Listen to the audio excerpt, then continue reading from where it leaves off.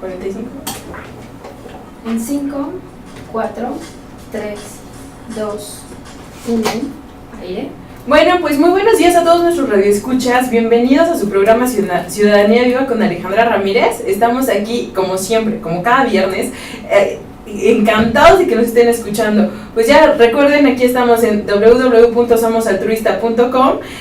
Para cualquier duda, comentario, crítica, felicitación, estamos para servirles. Pues bueno, hoy tenemos como una invitada así genial, o sea, una invitada que la verdad, como siempre, como cada viernes, el programa Ciudadanía Viva se viste de manteles largos, y hoy recibimos a la licenciada Irma Méndez Rojas.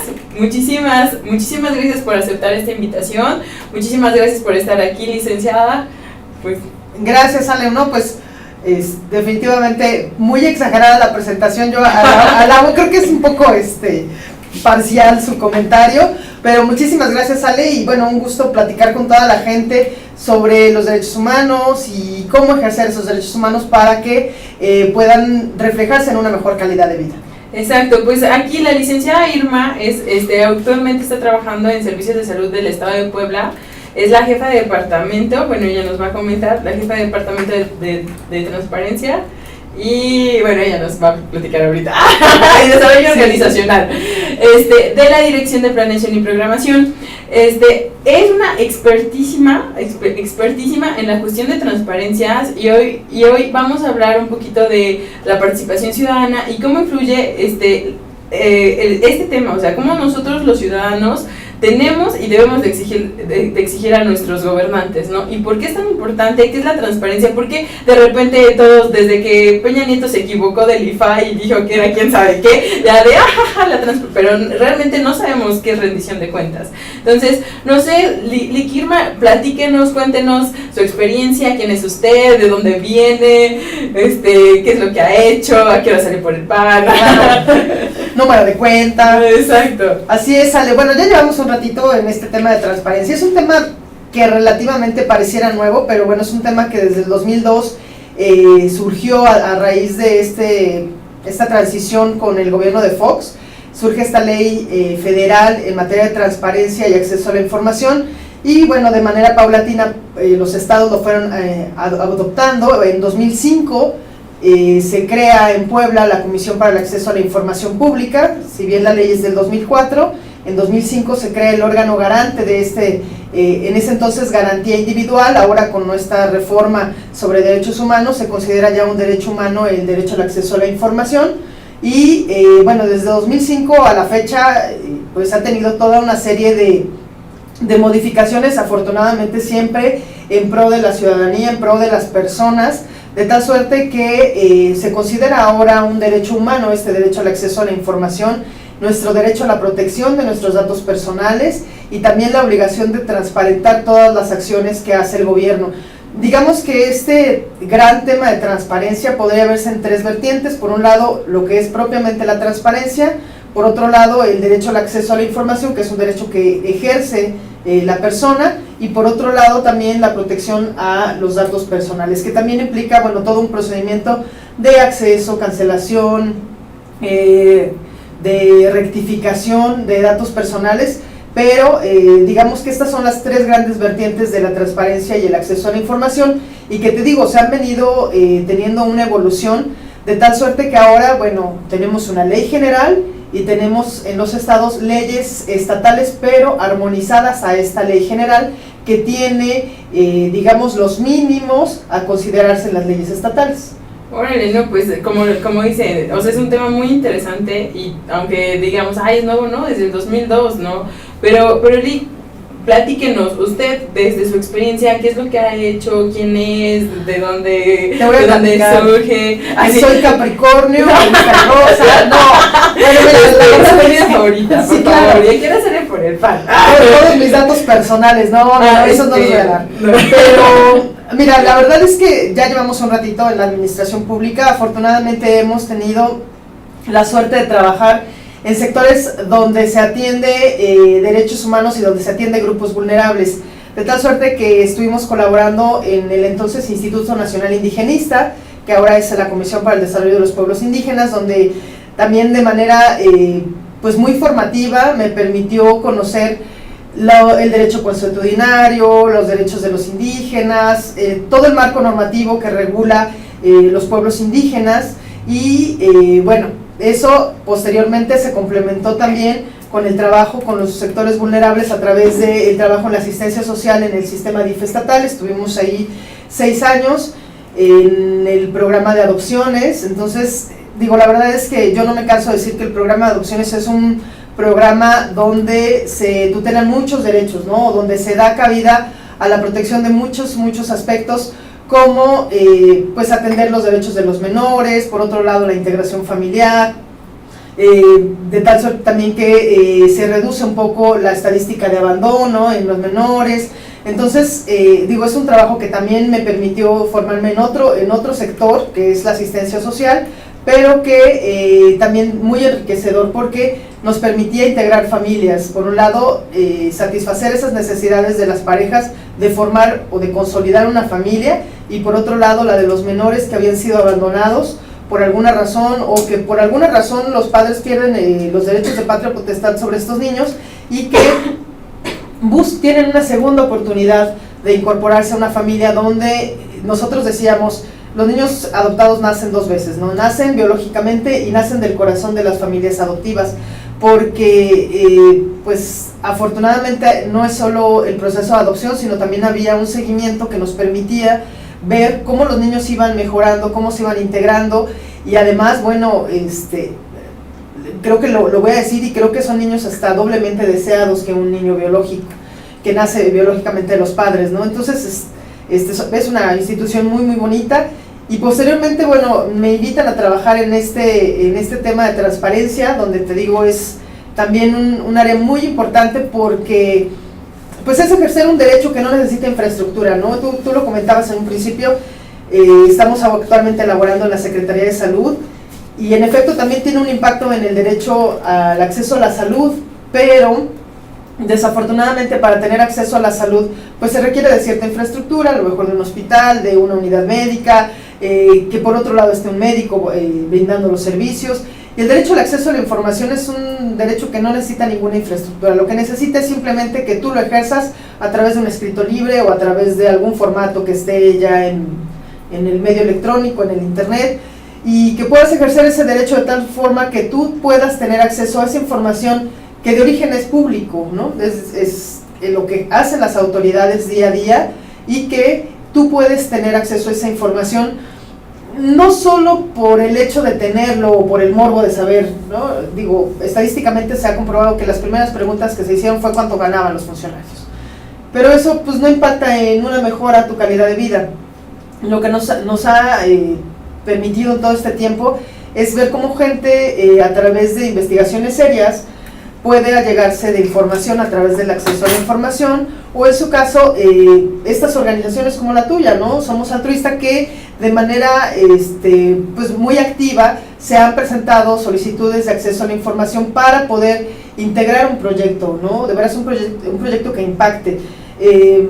Nosotros les decíamos, pregunten, ¿no? A las mamás, pregunten cuáles son los mejores maestros en las escuelas, pregunten cuáles son los resultados de la prueba enlace, pregunten si todos los maestros del colegio de sus hijos están titulados, ¿no? Pregunten cuáles son los beneficios que puede tener si soy de la tercera edad. Hay información que sin que yo la pregunte ya está al alcance de la gente, ¿no? Entonces, eso es lo importante, conocer qué tenemos ya al alcance, qué es lo que puedo preguntar, y en su caso, qué es lo que me pudiera llegar a negar la autoridad por tratarse de información reservada, ¿no? Que es la menos, ¿no? Ok. No, pero bueno, usted ya nos comentó que la transparencia empieza desde el 2002, ¿no? Pero, ¿por qué es tan importante? O sea, ¿por qué Fox dijo, voy a crear una ley de la transparencia? ¿Porque fue una ocurrencia? Porque... No, bueno, es un movimiento que viene desde hace mucho y en muchos países. Realmente es una exigencia internacional.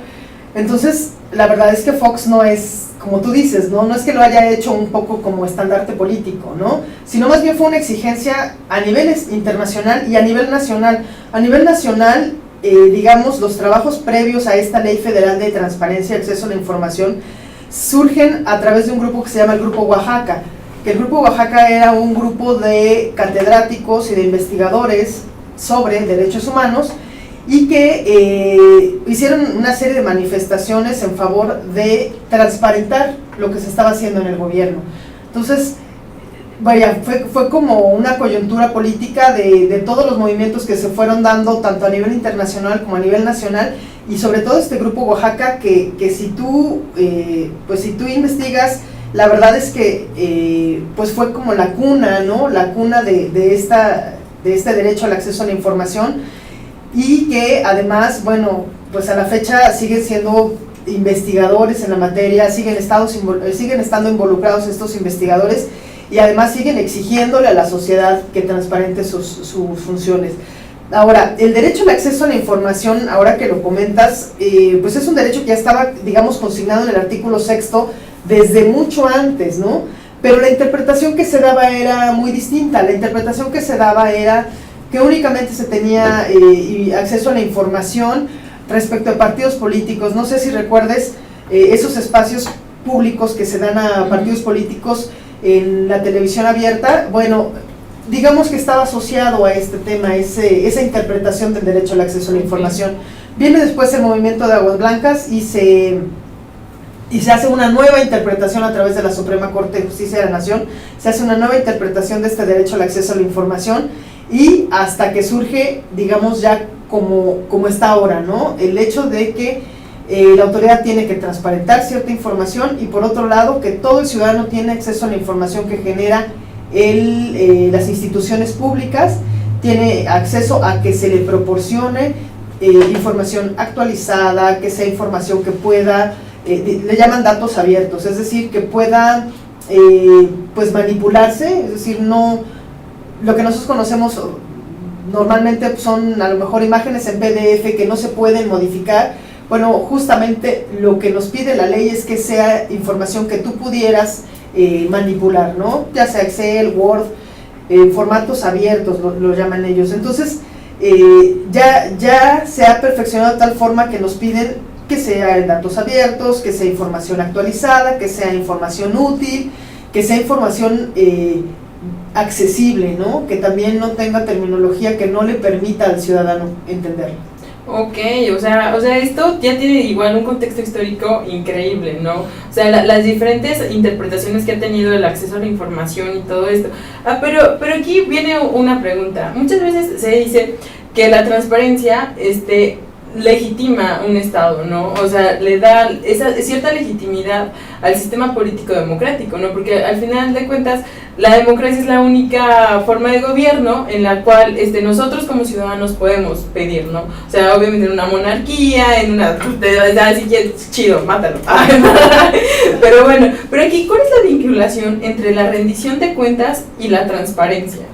Bueno, de hecho la rendición de cuentas va más vinculada a esta función que lleva a cabo las auditorías, ¿no? La rendición de cuentas, tengo que rendir ciertas cuentas a una autoridad, ¿no?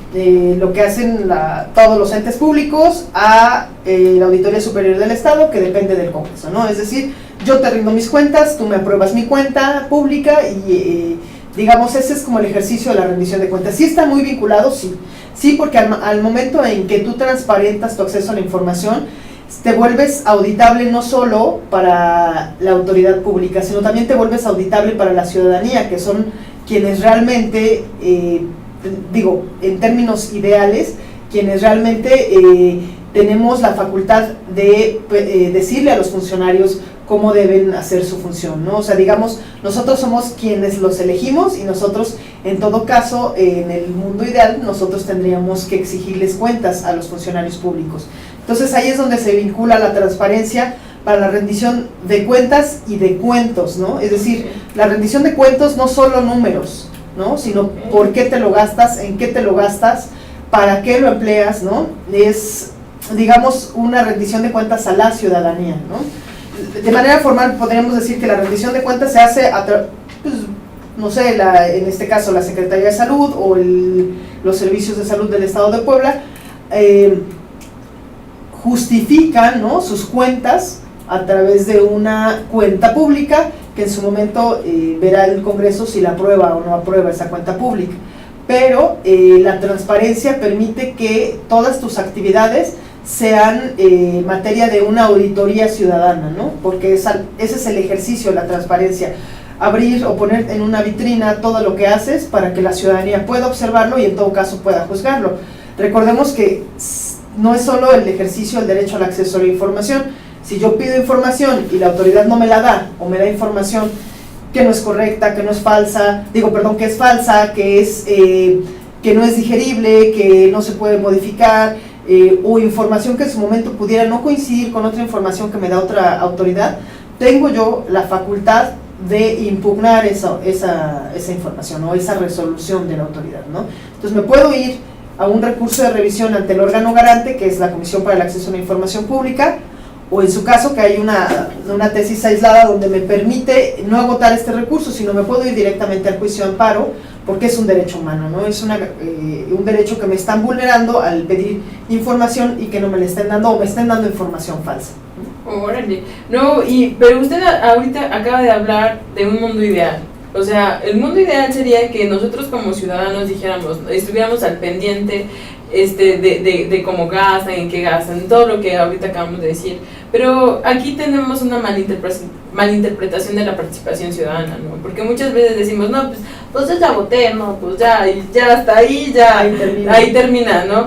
Y después nos seguimos quejando, y es este círculo vicioso, ¿no? Que no rompemos nosotros ni como ciudadanos, ni como... Ni siquiera, o sea, obviamente si nosotros no pedimos cuentas, pues a ellos que les va a interesar que estar dando cuentas, ¿no? Entonces, en su experiencia, ¿cuál es el reto de los ciudadanos? ¿Por qué cree que no participan? ¿Cree que sea cuestión de cultura, de estudio? Es una cuestión cultural que venimos arrastrando bajo la inercia o bajo el paradigma de ¿para qué lo pido si no me lo van a dar?, ¿no? O sea, tenemos desafortunadamente ya esa idea muy incrustada culturalmente, pero tenemos que preguntar, o sea, no hay más, tenemos que preguntar y tenemos que, como tú decías, no solo limitarnos a participar de manera ciudadana a través del voto, sino a través de la asociación civil organizada, ¿no? A través de lo que ustedes son, una asociación civil que participa a través de proyectos, a través de beneficiar, a través de impactar, a través de presentar proyectos, a través de instar a la autoridad a realizar algo en beneficio de la ciudadanía, pero además en ejercer nuestros derechos. Eso es muy claro. Mira, lo que decíamos al principio, en el sentido de la transparencia y el acceso a la información, esta parte de la transparencia donde hablamos de información que sin que nadie nos las pida, la autoridad la pone lo pone en internet, pero hay municipios que por su población lo tendrán que poner en otros medios, pero lo ponen al alcance de la gente. La gente no conoce, por ejemplo, cuáles son los trámites y servicios de la autoridad, ¿no? Hay muchísimos trámites y servicios, no solo, por ejemplo, la Secretaría de Salud, ¿no? Los programas de vacunación que pueden acudir a centros de salud, que son gratis. Tenemos algunos otros programas en el sistema DIF estatal que atienden a la población vulnerable. Existen proyectos productivos a través de la Secretaría de Economía. Entonces, creo que mucho depende de la no participación de los ciudadanos. La información está, es saber dónde está, conocerla y ejercerla, ¿no? Entonces, creo que esa es parte de poder cerrar el círculo de la participación ciudadana. En alguna clase de la maestría nos preguntaban a los alumnos, ¿no? Y eso que era ya un nivel maestría, ¿no? Nos decían, bueno, ¿cuántos de ustedes están en una asociación civil? Hubo uno que levantó la mano, ¿no? Y éramos 20 o 25 compañeros, ¿no? Y decía, bueno, pues justamente ahí también está la participación ciudadana, ¿no? En sumarse, decía algo, dice, por ejemplo, Argentina, Estados Unidos, es muy común que tengan esa asociación con los ciudadanos a través de clubes, a través de asociaciones civiles, a través de fundaciones. También eso es parte de cómo participamos, pero la gente no lo hace, ¿no? La gente no, así como ¿cuántos libros lees? Así Vamos a decir, la Biblia y uno así bien bonito, ahí ando en contra de mi precio. Pero sí, la verdad es que nos quejamos, como tú dices, pero nuestra participación ciudadana es muy, muy limitada, ¿no? El porcentaje más alto de las personas que solicitan información a las autoridades pues son los reporteros, ¿no? Son los periodistas, son gente que está involucrada con los medios, cuando muy pocos son los que tienen que ver con a lo mejor amas de casa, maestros, ¿no? Entonces, también desde ahí podemos advertir que la gente que está participando es gente que ya está muy involucrada o muy familiarizada con el tema, pero el resto de la gente no participa, no pregunta, te digo, los trámites, servicios, la gente no los conoce. Entonces creo que es un ejercicio que todavía nos falta mucho por hacer, en tanto por una parte la difusión. Sé que el órgano garante, la Comisión para el Acceso a la Información Pública a nivel estatal y ahora INAI a nivel federal, pues realizan una serie de funciones en torno a la capacitación y a la difusión del derecho al acceso a la información, de la protección de datos personales, pero pues seguimos viéndonos cortos, ¿no? Para que la gente conozca estos derechos. Yo te puedo asegurar que mucha de la gente que incluso trabaja en la administración pública no sabe que pueda preguntar, o hasta dónde puedo preguntar, oye, pero me van a decir que no la tienen. No, a ver, espérate. Hay un catálogo de la información que no te pueden dar, ¿no? Pero el resto de este catálogo te lo tienen que dar, y si no te lo dan, pues presentan recurso, presentan juicio de amparo. Nos decían en el DF, en alguna plática con la gente del INAI, que ellos sí traían ya una cultura mucho más consolidada en esta materia, y nos decían, bueno, a veces a nosotros nos piden información vía acceso a la información, los mismos funcionarios respecto a información que van a emplear para otra cosa, dice, porque saben que tienen un periodo más corto de respuesta. Dice, porque si me lo piden por oficio, bueno, después se queda ahí un poco soñando los justos, ¿no? Entonces me dice, la verdad es que muchos de nosotros, de las solicitudes que recibimos, son de los mismos funcionarios respecto a información que ellos van a emplear para alguna otra cosa, pero nos las piden vía acceso a la información porque saben que el periodo es muy corto, ¿no? El periodo son de 20 días y te tienen que contestar y no hay más, ¿no? Exacto, te tienen que contestar. O en su caso te dirán por qué no te lo dan, ¿no? Pero creo que podemos partir de ahí. La gente no sabe, por ejemplo, esto de los trámites y servicios, ¿no? Mucha gente, insisto sobre este tema porque este tema impacta más en la ciudadanía, pero, por ejemplo, la gente dice, oye, pero pues sí, yo sé lo del acceso a la información, pero la verdad es que no sé ni dónde queda. Pues entra en la página, generalmente hay una pestaña que te dice transparencia, ahí te va a venir un directorio, en el directorio ahí, ¿no? Nosotros nos tocó durante la experiencia en la Comisión para el Acceso a la Información Pública, muchos abogados litigantes que solicitaban información a través de acceso a la información para poder presentarla posteriormente como prueba dentro de un procedimiento, ¿no? Entonces dices, oye, pues sí tiene su utilidad, ¿no? O sea, al final de cuentas es solo buscarlo y solo darle, digamos, capitalizar ese derecho que tienes para poder allegarte a información. Nos tocó el caso de un abogado que pide información respecto de pólizas de seguros de los transportes públicos, de manera puntual no lo recuerdo, pero justamente lo que trataba él era de allegarse de esta prueba para poder ofrecerla dentro de un proceso penal en contra de un chofer del transporte público. Nos tocó también de gente que estaba siendo afectada en su patrimonio por la construcción de una carretera. A través del acceso a la información solicitó planos, solicitó los dictámenes técnicos y demás, y bueno, logró que la carretera no afectara su patrimonio. Se hizo un reajuste ahí en la carretera, tampoco recuerdo exactamente los puntos de paso por la carretera, pero bueno, también tuvo en su momento un impacto benéfico para el ciudadano, que a través del acceso a la información logró allegarse a información en beneficio y que pudo ofrecerla dentro de un procedimiento. Nos ha tocado que solicitan información sobre estudios socioeconómicos que han practicado algunas instituciones. Nos tocó en ese entonces el Instituto Poblano de la Vivienda. Algunos de los solicitantes también, la función o el objetivo final de su solicitud de acceso a la información era justamente para poder presentarla dentro de un trámite de un ordinario civil que tenía que ver con la recuperación de la vivienda. Entonces es cuestión de que la gente lo conozca y le encuentre el lado, lo que le va a impactar a ellos en la mejora de su vida, ¿no? Y el gobierno, a ver, nos comentaba del INAI. ¿Qué es el INAI? Porque muchas veces dicen, ¿y qué es?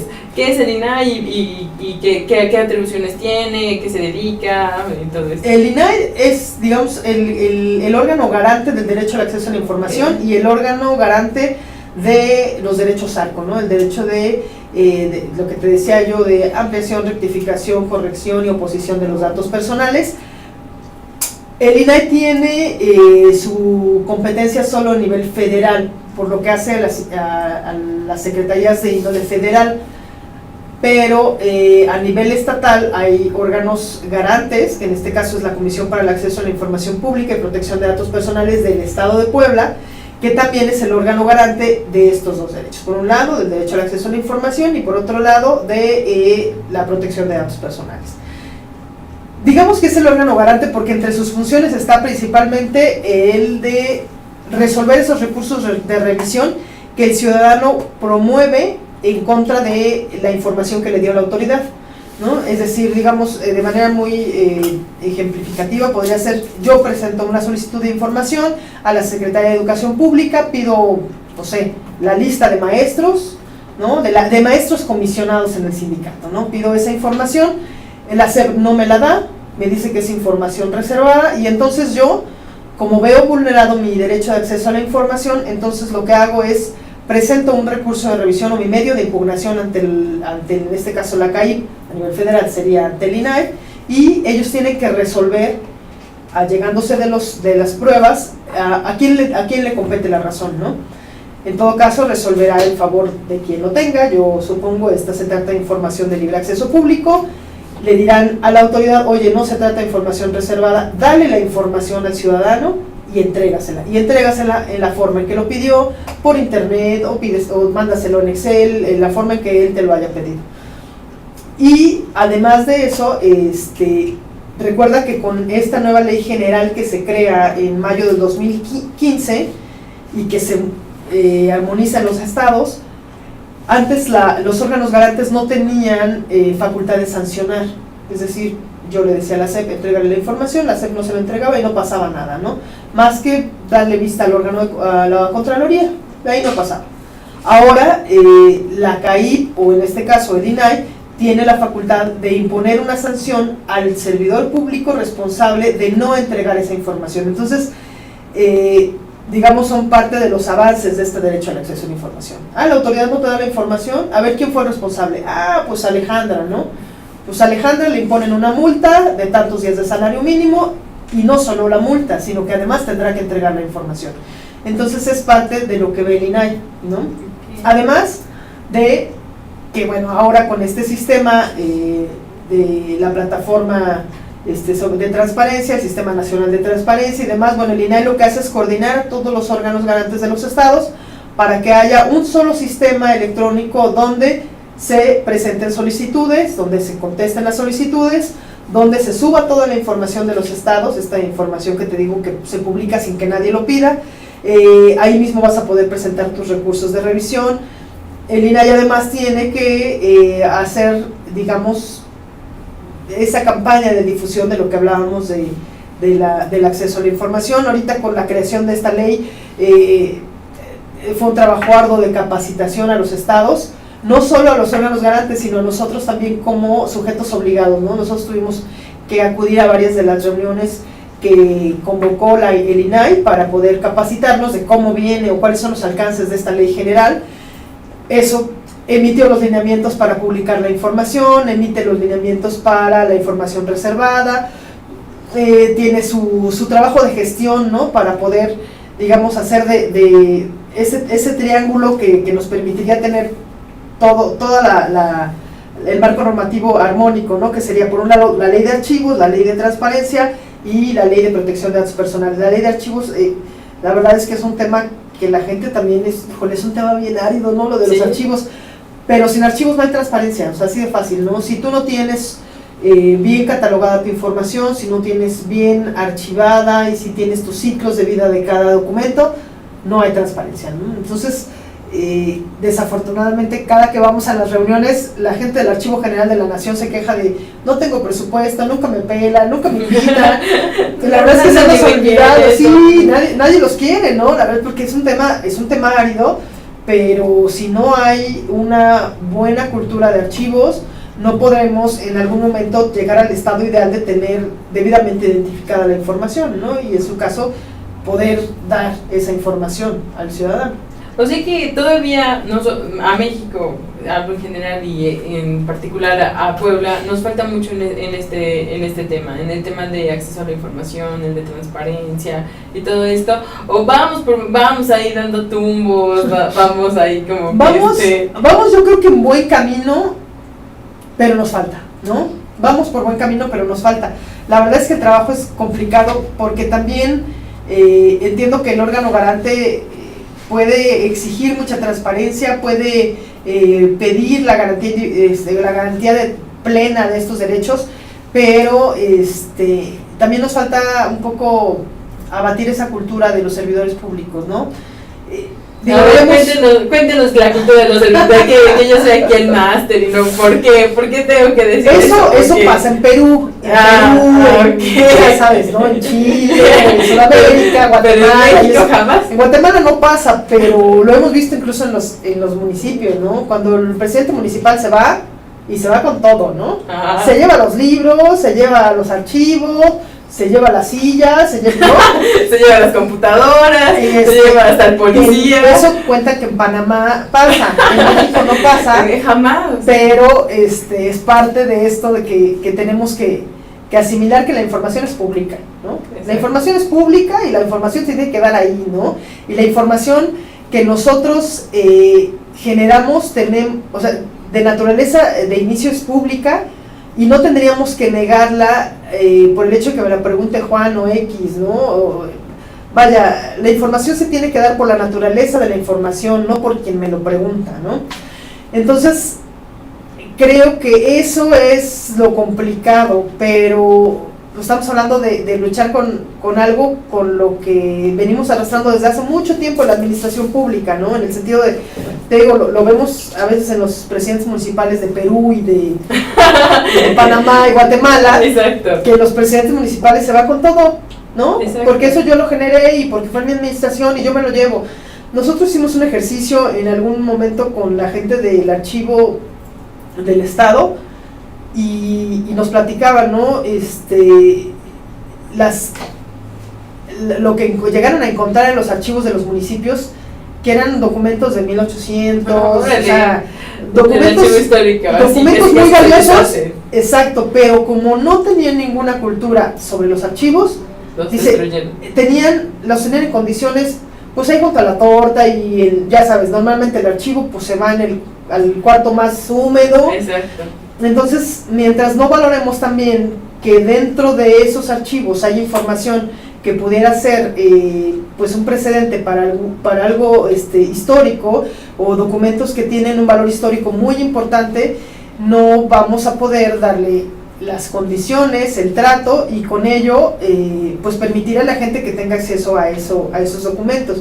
Nos decían, lo encontramos archivos metidos en los baños, archivos, ¿no? Entonces, te diga del archivo. El decreto de 1820, para que no, pero ¿sabes qué? Que esos, vaya, ahí empezamos, ¿no? Una cultura de archivos, una cultura de transparencia, una cultura del acceso a la información, una cultura de protección de datos personales. Nuestros datos personales andan por todos lados, y eso sí es verdad, que los venden al mejor postor. Pues sí, eso fue en Panamá. O en Uruguay, donde dicen que en un mercado lo vendían la base de datos que tenía en ese entonces el IFE, ¿no? Eso se cuenta, digo, yo no la vi, la compré, ¿no? De hecho, aquí traigo mi la compré, pero me alcanzaba. Pero los datos personales andan por todos lados. O sea, la verdad es que nunca tenemos tampoco el cuidado de que ya terminé un trámite y pedir la cancelación de esos datos personales. A ver, ya terminé el trámite. Platicaba yo con una amiga que en alguna ocasión nos inscribimos a un curso, y le digo, bueno, ya terminamos el curso, ya nos dieron nuestro certificado, pidamos nuestra cancelación de datos personales, porque no tiene por qué quedarse. Yo terminé, o sea, el fin para el que yo lo di, que era la inscripción, ya terminó, ya dámelo, ¿no? Pero nuestras copias de nuestros actas de nacimiento andan por todos lados, ¿no? Los datos personales andan por todos lados, te hablan de Movistar, de Telcel, de todo, pero no sé ya ni cuántas cadenas de telefonía celular hay, pero te hablan y dices, ¿dónde salió? Oye, pues me hablan de Bancomer, de Banamex, dije, oye, pues yo nunca he dado mis datos en estos bancos. Entonces también tener la cultura de hablar y cancelar, hablar y no, pero eso también es entre la ignorancia y que de repente decimos, ay, total, de todos modos, ¿sabes qué? Al rato los van a, ¿no? Al rato se los van a dar. Pero la gente no sabe que sus datos personales cuestan, ¿no? En España, bueno, vender una base de datos personales te salen una lana, ¿no? Entonces, ahí venden los datos personales, ¿no? No, pues, y aquí hablamos de lo que usted dice, ¿no? De que, bueno, la ciudadanía ya no confía. Entonces, la rendición de cuentas también es como que ese plus que quiere hacer, ¿no? Quiere fortalecer la confianza entre Estado y ciudadanos, entre Estado y que ¿sabes qué? Quitar esos mitos, ¿no? De que mi información es mía y no te voy a compartir nada, o sea, pero pues también seguimos en este mood, la mayoría de la gente, y me incluyo, pero ¿para qué? ¿Para qué? Si de todas formas es lo mismo, ¿no? Entonces, y si no cambiamos, pues vamos a seguir cometiendo los mismos errores, ¿no? Sí, la verdad es que lo que tú te decías, sensibilizar a la ciudadanía se oye fácil, es complicado, sí, pero se tiene que hacer, ¿no? Te digo, por muchas cosas, por el rollo de tu impacto, o sea, de cómo ejerces tu derecho y cómo te puede impactar a ti en beneficio. Y dos, lo que decíamos de los datos personales, ¿no? O sea, la gente anda con los datos personales por todos lados, ¿no? Y te los venden y te los consiguen y dices, híjole, pues te digo, si en otros países cuesta, ¿no? En otros países te venden tus datos personales. ¿Quieres mis datos personales? Te los vendo, ¿no? Entonces, y acá no tenemos esa conciencia, entonces nuestros datos andan por todos lados y todo el mundo sabe que eres hijo de fulanito y de perenganito, ¿no? Entonces, que tu papá se dedica a tal cosa. Sí, la verdad es que sí. Y también eso genera los secuestros, ¿no? ¿Es parte y parte o...? Pues yo creo que pudieran no estar vinculados, ¿no? Ajá. Pudieran no estar vinculados porque los datos personales no necesariamente te dan los números de cuenta. Ajá, pero sí creo que es parte de esa cultura de cuidar lo mío, ¿no? De cuidar mis datos, cuidar mi información, que no se suelte toda la información, porque además, mira, por ejemplo, hay algo que decían, ¿no? Ahora la ley general nos pide que se publiquen versiones públicas de las declaraciones patrimoniales. De entrada son versiones públicas, y dos, pues siempre que se trate de propiedad, pues va a estar en un registro público de la propiedad, ¿no? Entonces, si alguien quiere saber cuáles son tus bienes, pues es muy fácil ir al registro público de la propiedad, pagar tu cuota correspondiente por la búsqueda y te la van a dar, ¿no? Más bien es el hecho de, bueno, yo creo que los secuestros es otro tema que podríamos hablar otro día, pero lo de los datos personales sí me parece que cuando ya empiezan a interferir en tu esfera de tranquilidad, sí creo que debemos tener cuidado de no soltarlo, ¿no? Exacto. Porque van y vienen. Y además, bueno, los datos personales, la gente dice mi nombre, mi dirección y mi teléfono, no, bueno, va desde tu preferencia partidista, tus preferencias sexuales, tu orientación religiosa, ¿no? Entonces, también son datos personales, son muchos, ¿no? Son todos los que te hacen identificable, ¿no? O sea, desde tu información biométrica, creo que se llama así esta información, ¿no? De casi lectura de libros, ¿no? Pero sí, huellas digitales y toda la información que te haga identificable. Alguna vez hacían un debate sobre si el nombre por sí mismo era un dato personal. La mitad dijo sí, la mitad dijo no. Bueno, el nombre acompañado, decían el dato personal como tal, el nombre no es un dato personal porque no te hace identificable, ¿no? Irma Méndez Rojas. Pero si ya le empiezan a decir, bueno, con su RFC, exacto, con su CURP, con su cédula profesional, con fecha de nacimiento, con todos esos elementos, el nombre ya lo haces un dato personal porque te hace identificable, ¿no? Entonces, y además tú puedes eso reservártelo, no darlo, ¿no? Y pues no lo dan, ¿no?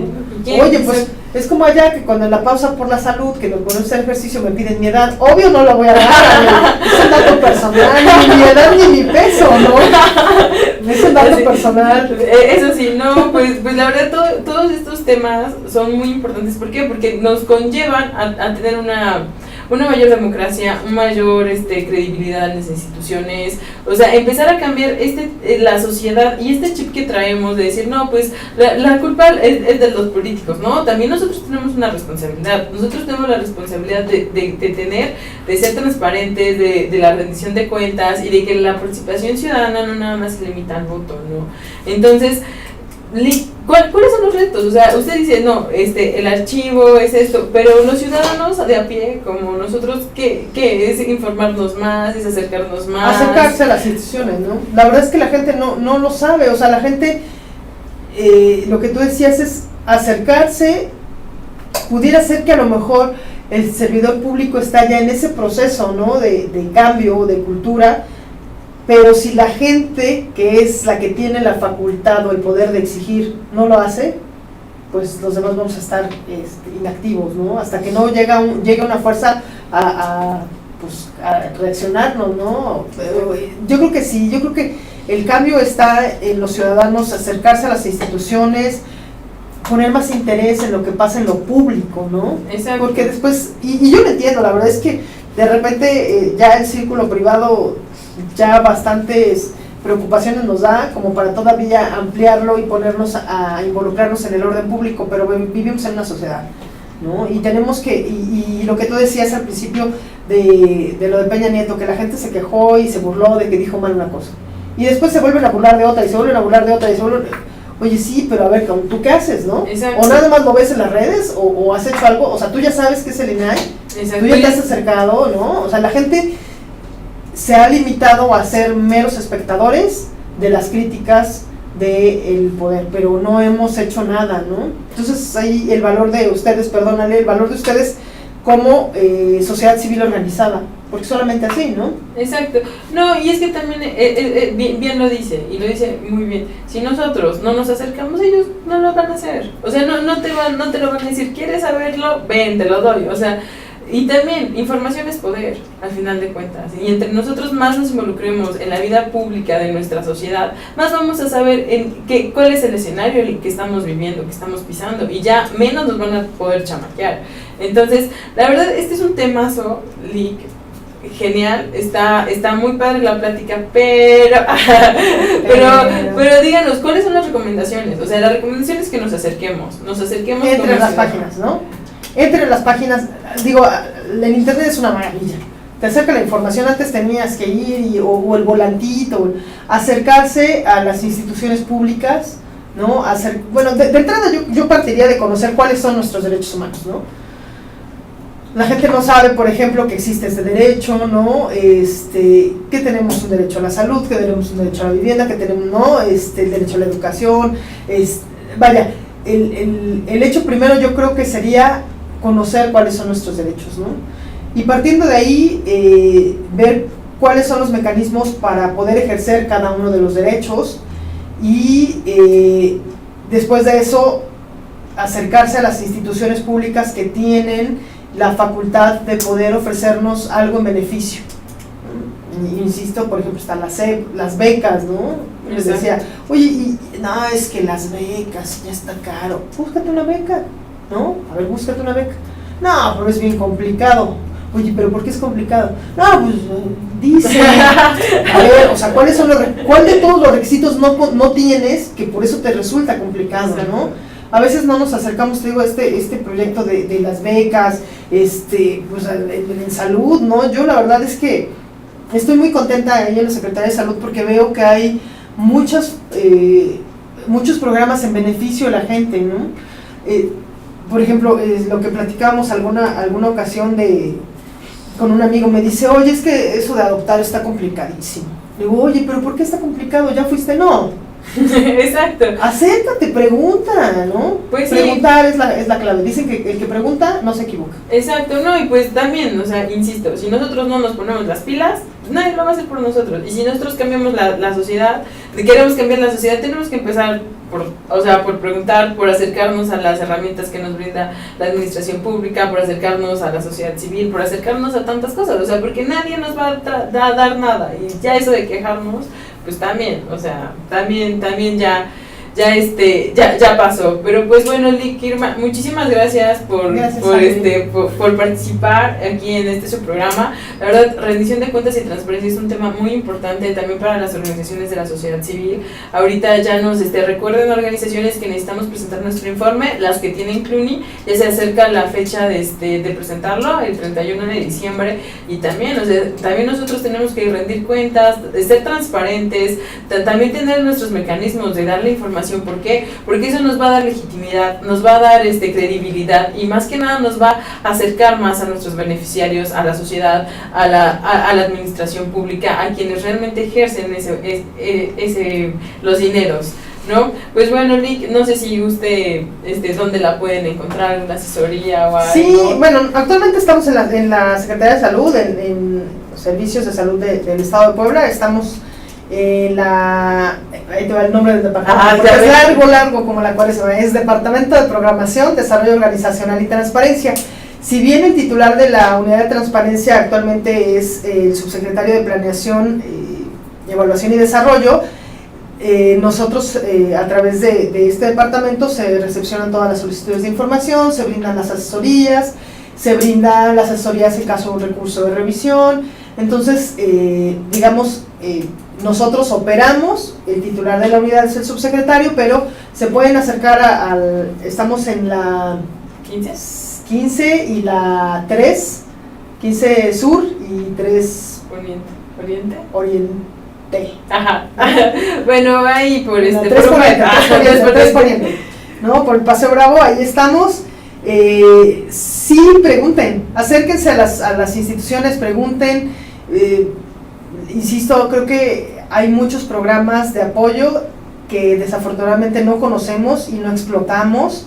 Entonces, y es trabajar de manera coordinada, no solo es ir al gobierno y pedir, ¿no? Es trabajar de manera coordinada con el gobierno, en este caso con el gobierno del estado, con el gobierno municipal, con el gobierno federal, pero lo que se necesita sí es una participación ciudadana mucho más activa, y que de manera conjunta con el gobierno pues se vaya mejorando estas condiciones en las que estamos. No nos toca más que involucrarnos. Ya pasamos esa etapa del gobierno paternalista, donde solo íbamos y pedíamos, o solo el gobierno nos daba.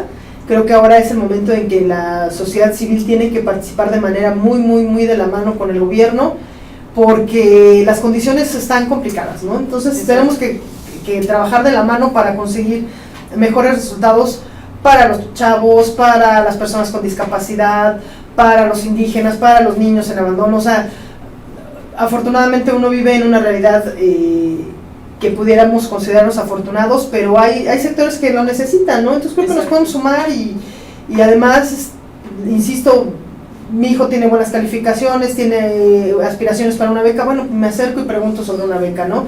A lo mejor mis padres tienen algún problema de audición, bueno, me acerco al DIF para ver cuáles son los requisitos para un aparato auditivo. En fin, buscar los beneficios y trabajar de la mano con el gobierno. Ok, perfecto. Pues bueno, pues muchísimas gracias por la entrevista, y así rapidísimo les comentamos nuestras campañas como cada semana. Recuerden, tenemos la campaña de Retoño en Amor, que nos estuvieron acompañando la semana pasada. Cualquier cosa, zapatos, ropa, sillas, muebles para su bazar, para que continúen con esta noble actividad de que es alimentar a los chiquillos de allá del sur de la ciudad de Santa Lucía. Recuérdenlo, lo pueden encontrar en Facebook como Proyecto Retoño de Amor, y ahí se pueden contactar con Luis y con Anet. También tenemos la campaña de la casa, recuerden que es la de Acompaña a mi mujer, que recibimos lo que son artículos de higiene personal, ya saben, toallas sanitarias, shampoo, jabón, estropajos, pasta de dientes, cepillos dentales para las reclusas de aquí del Cerezo de San Miguel, y también ahorita estamos haciendo vínculos con el Cerezo de Tepeaca. También recuerden la campaña de Con un mismo corazón, que son con niños autistas, que ellos van a lanzar su bazar en diciembre para gorritos, regalitos, son hechos por los mismos niños. Y bueno, rapidísimo nuestras convocatorias. La convocatoria que sigue vigente y será vigente hasta el 30 de diciembre es la del Grupo FEMSA.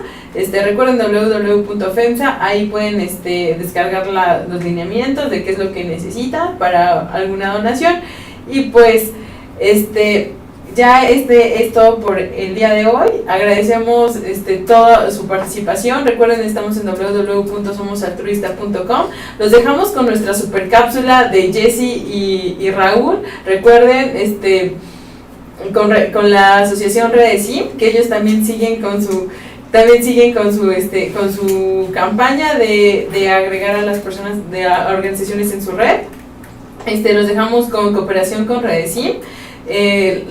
Y pues nos vemos la siguiente semana. Recuerden www.somosaltruista, Facebook Ciudadanía Viva con Alejandra Ramírez. Y muchísimas gracias, licenciada Irma. Gracias, Ale. Fue un placer, se fue rapidísimo el tiempo. Cualquier duda, acceso a la información, transparencia, no duden en contactarnos. Y pues gracias a Rosy a los controles y a Elis en las redes sociales. Un abrazo y un beso, nos vemos el próximo viernes.